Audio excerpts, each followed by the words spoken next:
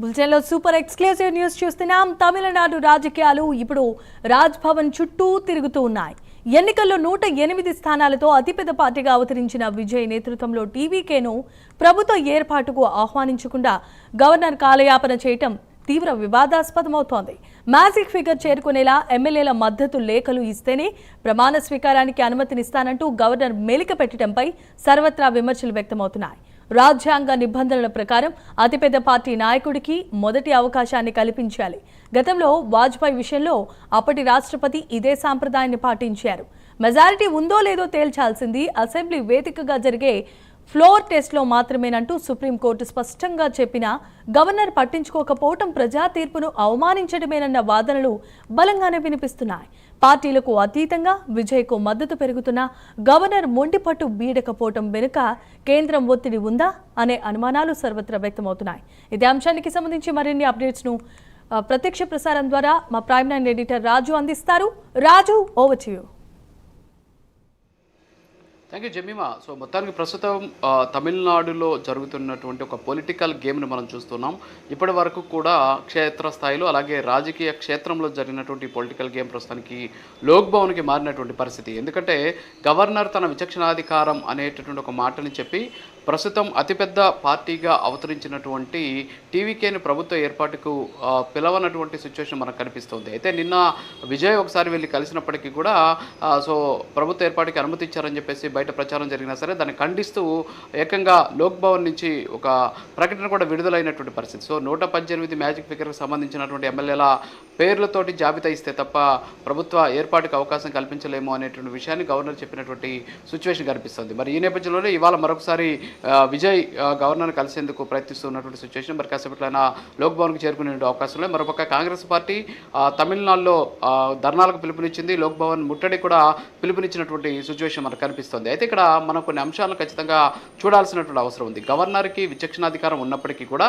రాజ్యాంగపరమైనటువంటి అంశాలు కావచ్చు, అంతేకాకుండా గతంలో ఇచ్చినటువంటి పాత కేసుల తీర్పు ఆధారంగా గవర్నర్ అతిపెద్ద పార్టీని ఖచ్చితంగా ఆయన ప్రభుత్వ ఏర్పాటుకు ఆహ్వానించాల్సిందే. ఎందుకు అంటే 1989లో కర్ణాటకలో ఎస్ఆర్ బొమ్మాయి నేతృత్వంలో ఉన్నటువంటి జనతాదళ ప్రభుత్వం అప్పుడు మెజారిటీ కోల్పోయిందనే కారణంతో గవర్నర్ ప్రభుత్వాన్ని రద్దు చేశాడు. దీంతో ఆయన సుప్రీంకోర్టుకు వెళ్ళాడు. సుప్రీంకోర్టు దీని మీద పూర్తి స్థాయిలో ఇప్పటి వరకు కూడా అప్పుడు ఇచ్చినటువంటి సుప్రీంకోర్టు అంటే ఈ ఎస్ఆర్ బొమ్మాయి కేసుకు సంబంధించిన దాన్ని ప్రస్తుతానికి ఒక రెఫరెన్స్గా కూడా దేశ రాజకీయాల్లో వినియోగిస్తూ ఉన్నటువంటి పరిస్థితి. సో ప్రభుత్వానికి మెజారిటీ ఉందో లేదో తేల్చుకోవడానికి అసెంబ్లీ వేదికగానే ఫ్లోర్ టెస్ట్ జరగాలి తప్ప గవర్నర్ తన సొంత అంచనాలతో నిర్ణయించకూడదు అనేటటువంటి అంశాన్ని చాలా స్పష్టంగా ఆ కేసులో సుప్రీంకోర్టు చెప్పినటువంటి పరిస్థితి. సో నీ దగ్గర ఉన్నారా లేదా అనేటటువంటి అంశం గవర్నర్ సొంత ఆలోచనలతో సంబంధం లేదు. ఖచ్చితంగా అసెంబ్లీలో ఫ్లోర్ టెస్ట్ పెట్టిన తర్వాత నెగ్గాల్సినటువంటి పరిస్థితి ఉంది. అంతేకాకుండా ఆర్టికల్ 356 కింద రాష్ట్రపతి పాలనకు సంబంధించినటువంటి దానికి కూడా పరిమితులు విధించినటువంటి పరిస్థితి. సో హంగ్ అసెంబ్లీ ఏర్పడినటువంటి సందర్భంలో గవర్నర్ పాత్ర ఎలా ఉంటుంది అనేటటువంటి దానికి సంబంధించి స్పష్టమైనటువంటి ఆదేశాలను గతంలోనే సుప్రీంకోర్టు ఇచ్చినటువంటి సిచ్యువేషన్ ఉంది. మరి ఆ తీర్పు మేరకే 1996లో కూడా భారత పార్లమెంటులో అప్పుడు ఉన్నటువంటి హంగ్ పార్లమెంట్ ఏర్పడింది.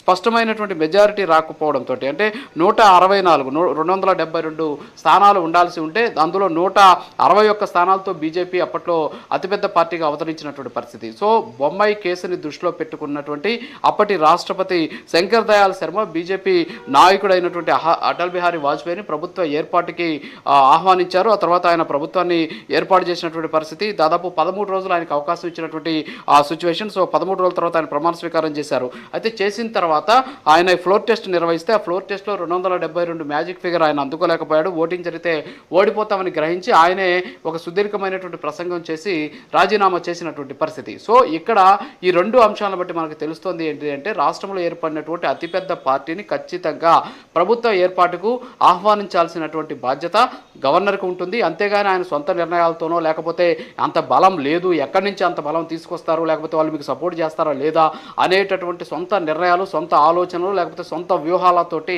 ఆయన ఈ విధమైనటువంటి నిర్ణయం తీసుకోకూడదు. ఖచ్చితంగా అతిపెద్ద పార్టీని ప్రభుత్వ ఏర్పాటుకు ఆహ్వానించాలి. ప్రభుత్వం ఏర్పాటు చేసిన తర్వాత ఫ్లోర్ టెస్ట్ నిర్వహించాలి.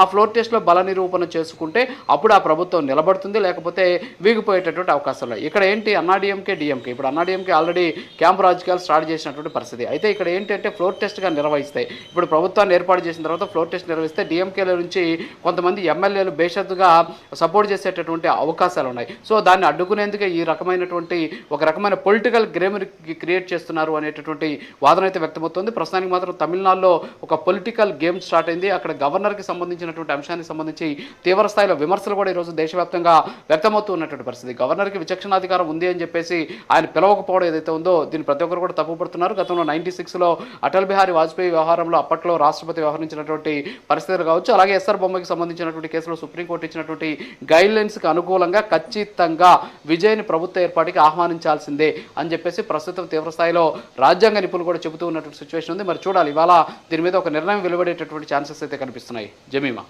Right, thanks for the updates and details Raju.